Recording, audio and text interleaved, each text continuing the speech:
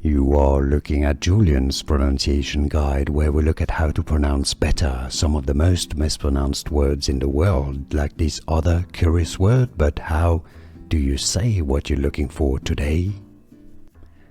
Let's learn once and for all how to pronounce the name of this medication. For more medical terms, make sure to stay tuned. We've got them all coming up here.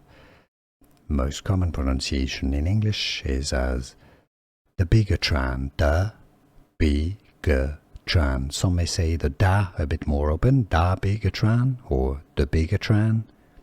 So two slightly different pronunciation. The brand name is as Pradaxa, brand name, Dabigatran. Here are more videos on how to pronounce more confusing words and names too many mispronounced. Like this video if you found it useful. I appreciate your support. I'll see you soon and thanks for watching.